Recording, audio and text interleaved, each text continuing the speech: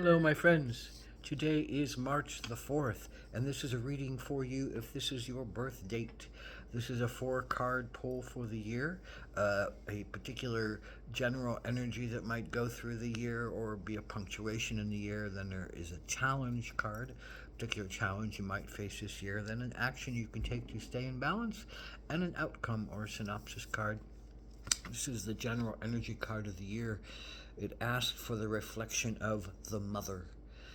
And what is the reflection of the mother? Well, the mother is, that essence that gives form to all of us. We come from our mother. We are born from a womb. We are nurtured and given the things we need to live in this world from the mother, our physical mother, but also the mother of this earth, this earth mother that gives us our form, that gives us our food, that gives us our shelter, that protects us, that nurtures us, that gives us what we need to be alive in these human bodies. But the ultimate understanding of this mother here is that the human mother is not the earth mother. The earth mother doesn't cling to us and make us restrict us as we also try to grow. The human mother, wants to nurture us, but she also puts restrictions on us. And the human mother wants us to be free so we can be ourselves, but she wants to hold us back so that she knows often that her lifeblood is going to survive. So there's a lot of overprotection and underprotection and lack of freedom and restriction, while at the same time wanting the child to grow and be the biggest and the brightest and the most effective and loving and conscious being that it can. She wants her children to survive. We want our children to survive. All of us, the mothering aspects of ourselves, want our children to survive and thrive. But are we letting them? Are we restricting them? Are we holding them back? Are we denying them love out of a sense of what we think is right and truthful and appropriate for them to be? Or are we just giving of our love in that great sense of the great mother? Are we just giving of ourselves in the great sense of the great mother? Are we giving of our compassion and our love and our freedom in the sense of the great mother? So that is the big question. How much are you holding on to yourself or to others? How much are you restricting yourself or others out of a sense of fear and control and a sense of loss? Or how much are you allowing freedom to occur and life to occur and growth to occur without a sense of attachment and without a sense of deep control? So this is your particular challenge this year with the mother, is the idea. This is a beautiful card. Wheel of Fortune, facing the fate that's around you right now, facing the things that are coming up for you right now. In its upright position, the Wheel of Fortune talks about, this is, destiny calls, karma calls.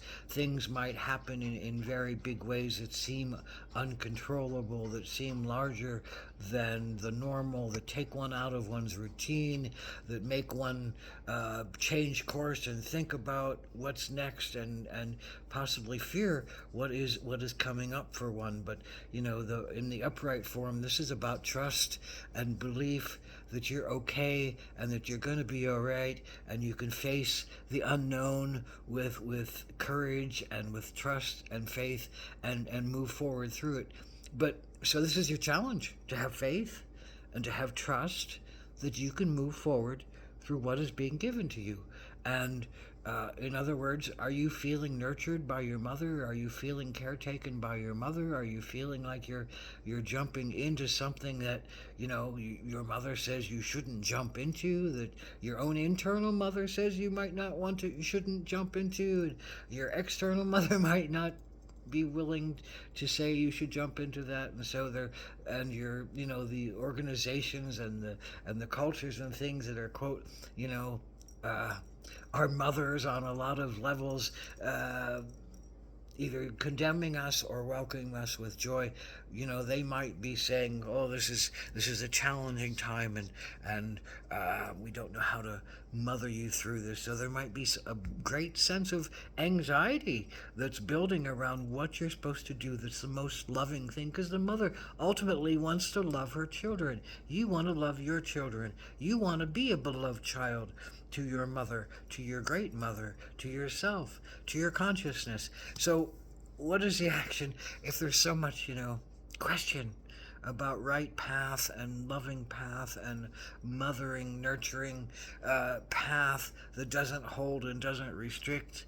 Then what is the action to take? Well, it is the porcupine, and the porcupine is all about innocence and faith and trust. And the porcupine is a very playful creature. This is the action that's being asked of you, to become a playful creature, to become your open and vulnerable self, to let your guards down, to not be so protective, to let yourself, your vulnerable belly be shown, and to know that if you need to defend yourself, you can pull your quills up at any time.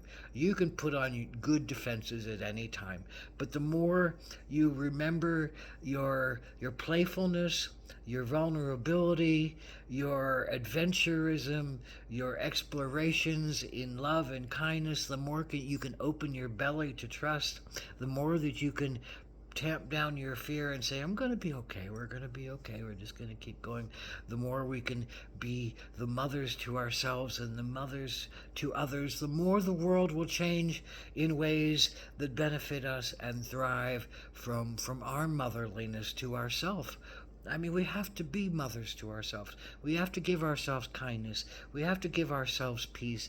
We have to give ourselves joy. We have to give ourselves play. We have to give ourselves a little adventure. We have to give ourselves a respite from our heads that never shut up and our fears that never quell. We have to become the great mothers to ourselves and wrap ourselves in the arms of ourselves and nurture ourselves and love ourselves and give ourselves play and give ourselves joy and let ourselves be vulnerable. Because if we don't allow ourselves to be vulnerable, then humanity will never live. Humanity will never live outside of ourselves, and we're just going to be acting out of fear and out of distrust and out of pain and out of a lack of heartedness. And so what is the outcome? Well, humanity, our path, our joy, our bones, our blood, our ancestral memories. We're wrapped in this human condition. We're wrapped in ancient animosities.